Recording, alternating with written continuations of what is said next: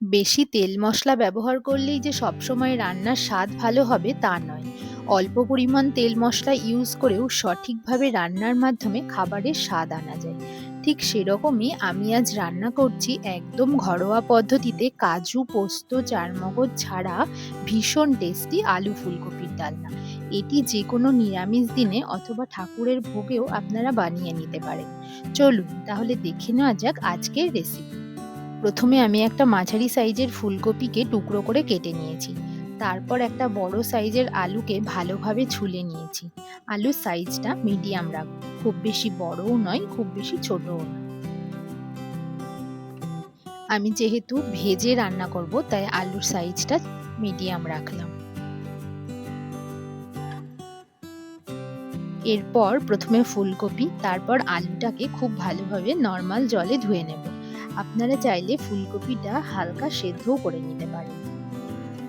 আলু আর ফুলকপি অনেকেই গরম জলে হালকা সেদ্ধ করে রান্না করে, কিন্তু তেলে ভেজে রান্না করলে তার স্বাদটা সবসময় বেশি হয়। এরপর বানিয়ে নেব একটা মশলা। এই জন্য একটা মিক্সিং বোলে দিয়ে দেব একটা টমেটো, 1 ইঞ্চির মতো আদা আর কয়েকটা কাঁচা লঙ্কা দিয়ে একটা মিহি পেস্ট বানিয়ে নেব। এরপর একটা কড়াই বসিয়ে দিয়ে তাতে তেল গরম হতে দেব। তেলটা বেশ ধোয়া ওঠা হলে তাতে দিয়ে দেব কেটে রাখা আলুগুলো। একটু নুন দিয়ে উল্টে পাল্টে আলুগুলোকে বেশ ভালো লালচে করে ভেজে নেব। আলু ভাজা হয়ে এসেছে, তেল থেকে তুলে আলুটা অন্য পাত্রে রেখে দেব। এই একই তেলে আগে থেকে কেটে রাখা ফুলকপিটাকেও ভালো করে ভেজে নেব। ফুলকপিটা যেহেতু সেদ্ধ করা না, তাই হাতে সময় নিয়ে গ্যাসের আঁচ মিডিয়াম রেখে ভাজতে হবে। প্রথমে একটু নুন দিয়ে ভালোভাবে মিশিয়ে একটা ঢাকনা দিয়ে ঢাকা দিয়ে দেব। তারপর কিছুক্ষণ পর জল বেরিয়ে এলে ঢাকাটা খুলে দিয়ে দেব পরিমাণ মতো হলুদ। হলুদ দেওয়ার পর ভালোভাবে নাড়াচাড়া করে আরও কিছু সময়ের জন্য ঢেকে ভাজা হতে দেব। ফুলকপি ভাজা হয়ে গেলে তেল থেকে তুলে অন্য একটা পাত্রে রেখে দেব। ফুলকপি ভাজা হয়ে গেছে, এবারে কড়াইতে খানিকটা তেল দিয়ে তাতে ফোড়নের জন্য দেব একটা তেজপাতা, গোটা গরম মশলা আর গোটা জিরে। ফোড়নটা ভালোভাবে ভাজা হয়ে একটা মিষ্টি গন্ধ বেরিয়ে এলে তাতে দিয়ে দেব আগে থেকে যে আদা কাঁচা লঙ্কা আর টমেটোর পেস্টটা বানিয়ে রেখেছিলাম সেটা। এটাকেও খুব ভালোভাবে নাড়িয়ে নিয়ে দিয়ে দেব ধনে গুঁড়ো, জিরে গুঁড়ো, কাশ্মীরি লঙ্কা গুঁড়ো, খুব অল্প পরিমাণ ঝাল লঙ্কার গুঁড়ো আর হলুদ। তারপর মশলার বাটিতে যে মশলাটা লেগেছিল সেটা একটু জল দিয়ে ধুয়ে দিয়ে দেব, যাতে শুকনো মশলাগুলো পুড়ে না যায়। এরপর পরিমাণ মতো নুন দিয়ে সবকিছুকে ভালোভাবে মিশিয়ে নিয়ে মশলা থেকে তেল ছাড়া অবধি কষতে থাকবো।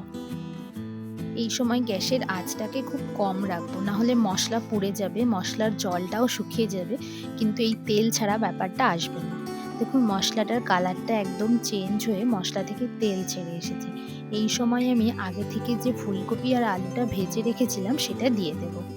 তারপর সবকিছুকে ভালোভাবে মিশিয়ে নিয়ে ঢাকনা দিয়ে চাপা দিয়ে বেশ সময় নিয়ে কষিয়ে নেব। এরপর ঢাকাটা খুলে যখন দেখবেন এভাবে সাইড থেকে তেল বেরিয়ে আসছে, তখন বুঝবেন কষাটা মোটামুটি হয়ে এসেছে। তখন ঝোলের পরিমাণ অনুযায়ী দিয়ে দিতে হবে জল। যেহেতু কষাতেই অনেকটা রান্না হয়ে গেছে, তাই খুব বেশি জলের প্রয়োজন হবে না। জল দেবার পর 5 থেকে 7 মিনিট আরও ঢাকা চাপা দিয়ে আলু সেদ্ধ হওয়া অবধি ফুটিয়ে নেব। 5-7 মিনিট পর ঢাকাটা খুলে চেক করে নেব সবজিগুলো ভালোভাবে সেদ্ধ হয়েছে নাকি। সেদ্ধ হয়ে এলে দিয়ে দেব পরিমাণ মতো গরম মশলা আর ঘি। এটা দেওয়ার পরেও বেশ কিছুক্ষণ ফুটিয়ে নেব। এরপর দিয়ে দেব সামান্য পরিমাণ চিনি। সবকিছু দেওয়ার পরে আরও 2 থেকে 3 মিনিট ফুটতে দেব। সবশেষে একটু ধনেপাতা কুচি ছড়িয়ে নামিয়ে নিলেই রেডি নিরামিষ আলু ফুলকপির ডালনা। এটি রুটি, পরোটা, ভাত সবকিছুর সাথেই খেতে খুব ভালো লাগে। বাড়িতে এরকম নিরামিষভাবে আলু ফুলকপির ডালনা সহজভাবে বানিয়ে দেখবেন, খেতে ভীষণ টেস্টি হয়। ভিডিওটি কেমন লাগলো অবশ্যই কমেন্ট করে জানাবেন। আর আমার চ্যানেলে এরকম আরও রান্না দেখতে সাবস্ক্রাইব করে পাশে থাকবেন। ধন্যবাদ।